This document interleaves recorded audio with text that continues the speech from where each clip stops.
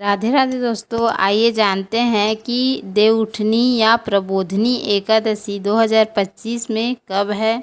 यह बहुत ही महत्वपूर्ण एकादशी है, क्योंकि देवउठनी एकादशी का नाम देवउठनी इसलिए है क्योंकि मान्यता है कि इस दिन विष्णु 4 महीनों की योग निद्रा से जागते हैं। इस दिन से शुभ कार्य, विवाह, गृह प्रवेश, व्यवसाय आदि की शुभ आरंभ माना जाता है। क्योंकि चतुर्मास में जब भगवान विष्णु सोए रहते हैं तो यह सभी कार्य नहीं किया जाता। कथा के अनुसार पुराणों में वर्णित है कि ब्रह्मा, नारद और आदि देवताओं ने विष्णु को जागृत करने हेतु प्रेरित किया। अंततः विष्णु जी जाग उठे, जिससे जगत में पुनरुत्थान हुआ। तो व्रत की शुरुआत के पहले दिन से ही सुबह स्नान करें, शुद्ध वस्त्र पहनें, पूजा में भगवान विष्णु की पूजा अर्चना करें। तुलसी का विशेष स्थान है। कई जगहों पर तुलसी विवाह का आयोजन इस दिन विशेष रूप से किया जाता है। दिन भर उपवास रखें। असमर्थता हो तो फलों या तरल पदार्थ लिया जा सकता है, या आप निर्जला व्रत भी रख सकते हैं। अनाज एवं दाल आदि से इस दिन बचना चाहिए, इसका सेवन नहीं करना चाहिए। तामसिक चीज़ों से भी बचना चाहिए, जैसे लहसुन, प्याज का भी इस दिन सेवन करने से हमें बचना चाहिए।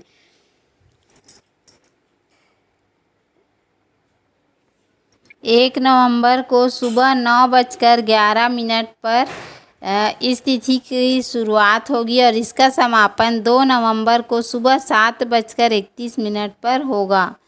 ऐसे में इस साल 1 नवंबर को देवउठनी एकादशी का पर्व मनाया जाएगा।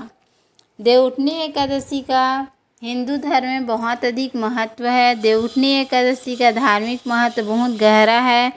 इस दिन भगवान विष्णु और माता लक्ष्मी की विशेष पूजा अर्चना की जाती है। मान्यता है कि इस दिन व्रत रखने और भक्ति के साथ पूजा करने से जीवन के समस्त पाप नष्ट हो जाते हैं और घर और परिवार में सुख समृद्धि आती है।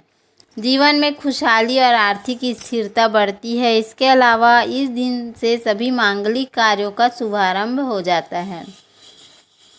देवउठनी एकादशी पर विशेष रूप से पूजा की जाती है।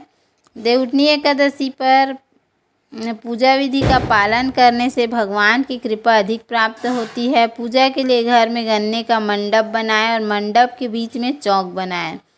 चौकी पर श्री हरि की मूर्ति या चित्र रखें। भगवान के चरण चिन्ह भी बनाएं और इन्हें ढक कर रखें। भगवान विष्णु को गन्ना, सिंघाड़ा, फल, मिठाई अर्पित करें।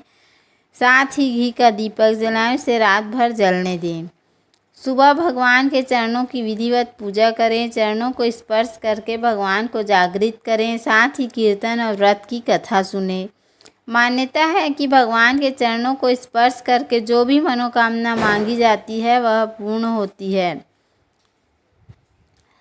तो इस दिन आप सुबह सुबह जब भगवान को जगाएं तो अपनी मनोकामना अवश्य बोलें। तो उम्मीद है आपको हमारा वीडियो पसंद आया होगा। यदि हमारा वीडियो पसंद आया तो वीडियो को लाइक, शेयर और सब्सक्राइब करना ना भूलें। अगले वीडियो में हम देवउठनी या प्रबोधनी एकादशी व्रत की कथा भी सुनेंगे। तो हमारे चैनल पर बने रहिएगा। धन्यवाद। राधे राधे।